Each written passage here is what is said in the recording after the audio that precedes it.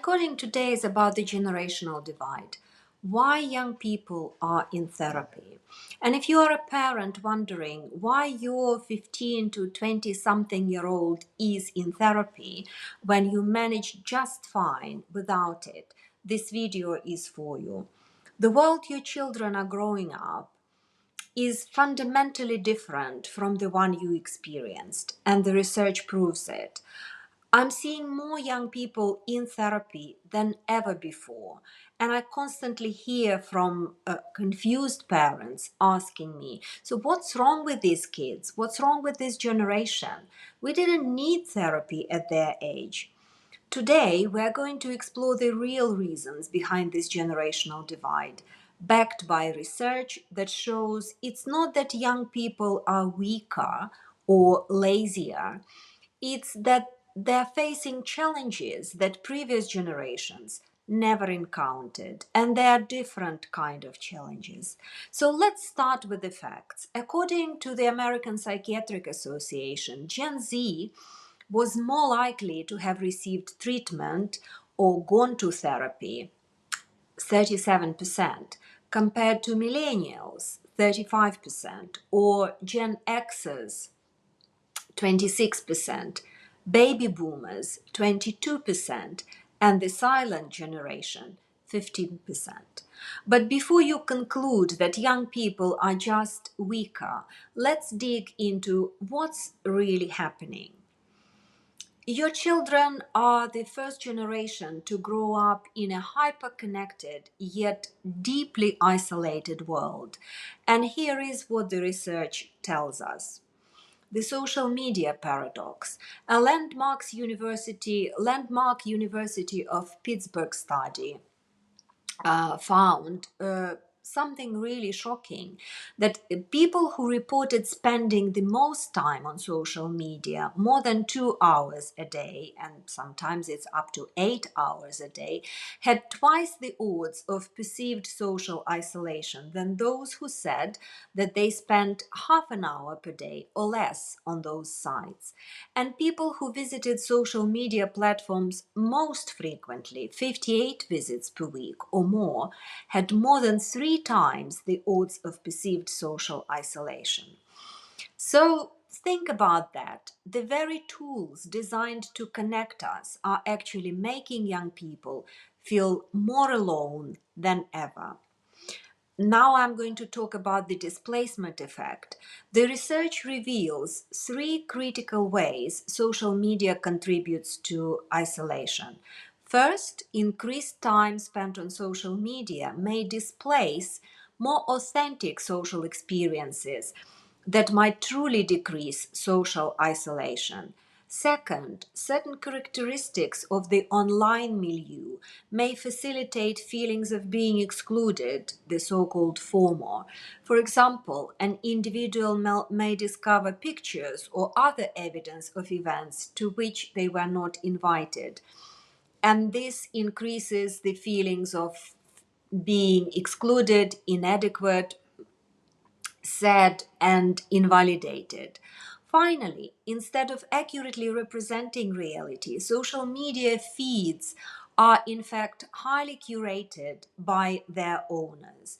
And exposure to such highly idealized representations of peers' lives may elicit feelings of envy and the distorted belief that others lead happier and more successful lives. I would also like to talk about the disintegration of community ties, which is one of the major reasons. So here's what many parents don't realize. You grew up in a world with what researchers call social cohesion, those natural community bonds that provided support, belonging, and resilience. So what is it that you had that they don't?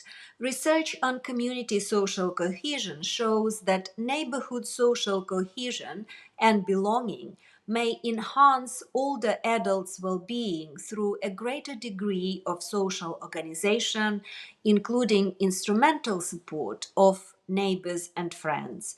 You had real neighborhood connections. You had real friends. You had extended family networks that lived nearby. community organizations, and regular face-to-face interaction, shared experiences without the constant comparison culture of social media. So, what does research on belonging show us? Studies consistently show that social cohesion, belonging, and changes therein predict the social as well as physical well being of community dwelling older people. The social fabric, this sense of belonging, has been largely replaced by screens for today's young adults. And therefore, they're dealing with what I call the narrow margin of good life. Let's be honest about something else. The economic and social reality for young people today is fundamentally different. So they are part of pressure cooker generation. Research shows us that kids in high school have a unique sense of pressure. Factors like the pressure to perform, the state of the world, and a fear-driven culture with catastrophe unfolding is a part of their daily life, and it drives their anxiety enormously. They have to deal with unprecedented stresses. According to the American Psychiatric Association, Gen Z is more likely to be stressed by national news discussing mass murder, suicide rates, climate change, sexual harassment and assault, and immigration separation and deportation than adults overall. And consider this, more than 383,000 students have experienced gun violence since Columbine in 1999, heavily impacting and reshaping Gen Z's mental health. Your generation didn't grow up practicing active shooter drills. Your generation didn't have 24/7 news cycle broadcasting global catastrophes all the time. Your generation had a reasonable expectation that hard work would lead to home ownership and financial security. Looking at it on a good side, we are also dealing with the mental health literacy revolution. And this is something important. It's not that young people are more mentally ill, they are more mentally health literate. We are looking at breaking down the stigma when they ask for support. Research shows that younger generations have higher levels of mental health literacy, meaning that they are better able to identify signs and symptoms of mental illness and have knowledge of where to seek help. They are also more keen to talk about it.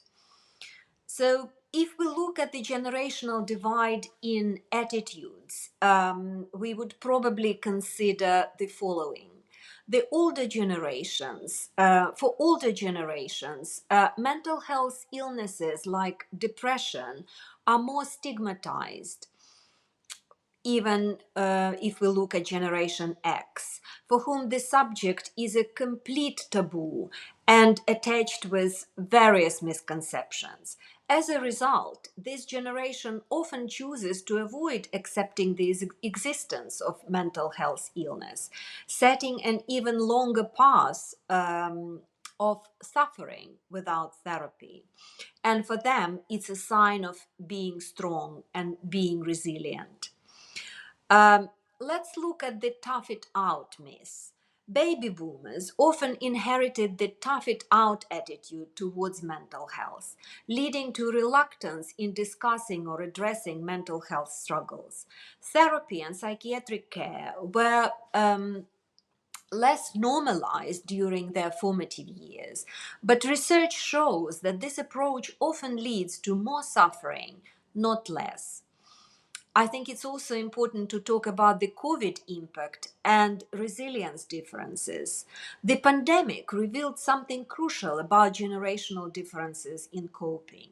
Research during COVID-19 found that the younger cohorts, and we are looking at Gen Z and Millennials, rated significantly worse on mental health indicators compared to older generations. Why? Well, baby boomers grew up in post-World War II era and managed through wars, political upheaval, natural disasters, and other infections epidemic. They had developed coping mechanisms through direct experience with collective hardship. Today's young people are facing their first major collective trauma in a world that has systematically dismantled many of the community support systems that helped previous generations to cope. A lot of them are very alone. So, the bottom line, so when you wonder why your 20-year-old is in therapy, remember this. They're not weaker than you were. They're facing a different world entirely. The world which is not kind, the world which is leaking, and that's the kind of the term which is used by a lot of psychiatrists, where any news about you, however private it is, can be leaked immediately, instantaneously to thousands of people you don't know. So they're also dealing with digital age isolation, despite constant connectivity, economic pressures you didn't face at their age, 24/7 exposure to global trauma and comparison culture, the collapse of traditional community support systems, unprecedented academic and social pressures. But here is a good news. They are also braver than previous generations about seeking help. They are not suffering in silence. They are not toughing it out while their mental health deteriorates. They're actively working on their well-being. That's not weakness. That's wisdom. That's responsibility. That's courage. So, if you are a parent, I encourage you to see your child's therapy not as a failure, but as a sign of strength and self-awareness. And if you are someone from an older generation who has struggled with these issues in silence and on your own, know that it's never too late to seek support. The stigma ends with understanding. The more we recognize that mental health is health, my favorite saying, the better we can support each other across all generations. What are your thoughts? I know it's been a long video blog. Have you noticed this generational difference in your own family? Let me know in the comments below. And if this video helped you understand the generational divide a little better, please share it, especially with parents who might need to hear this message. Thank you for watching, and I'll see you in the next video.